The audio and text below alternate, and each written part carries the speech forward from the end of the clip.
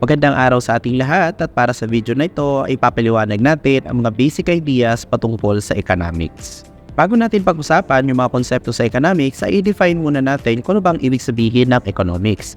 Galing ito sa Gregong salita na ekonomiya ng ibig sabihin ay pagmamanage ng mga sambahayan o pagmamanage ng household.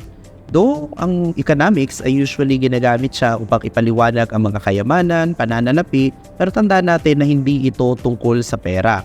Ang economics ay isang agham panlipunan sa pinakasimpleng termino. Ito ay pag-aaral ng tao at ang kanilang mga pinagpipilian, yung tinatawag nating matalinong pagpapasya ang pinaka-focus ng asignaturang ito.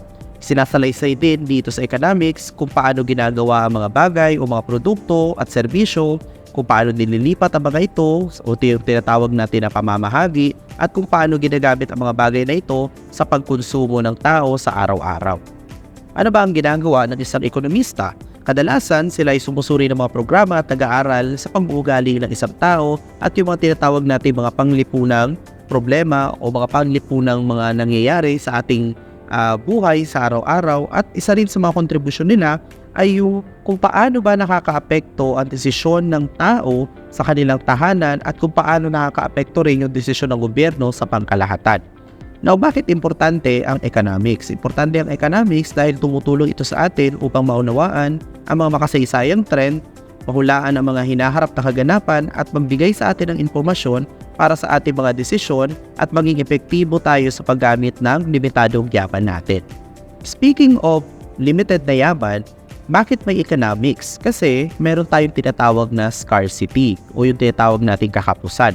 Ang ibig sabihin ng kakapusan ay nangangahulugan ito na ang pangangailangan natin sa isang produkto o serbisyo ay mas mataas kaysa sa nagagamit nating yaman. Dahil sa limitadong yaman at walang katapusang kagustuhan, kailangan natin pumili ng tama sa ating mga pangangailangan. Dito napapasok ang economics dahil ang economics ay sumasagot doon sa katanungan na ano bang gagawin natin doon sa ating limitadong yaman given na meron tayong mga pangangailangan.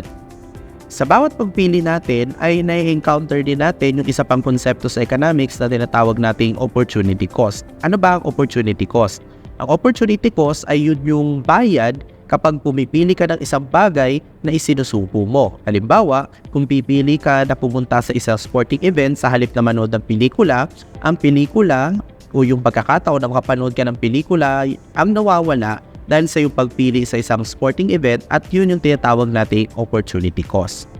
Bakit importante ang economics? Dahil sa pag-aaral ng economics, ito ay nagbibigay sa atin ng paraan upang tayo ay maayos na makapag-isip at makapaglikha ng mga bagong bagay mula sa ating limitadong yaman, kung paano natin ito magagamit at mapagpaplanuhan ng maayos, paano natin siya pipiliin yung mga resources na gagamitin natin para sa ating pamilya, sa ating komunidad, at gamit ang prinsipyo ng economics ay mas magiging handa tayo sa paggawa ng mga desisyon na makakatulong sa ating personal na buhay at sa ating komunidad.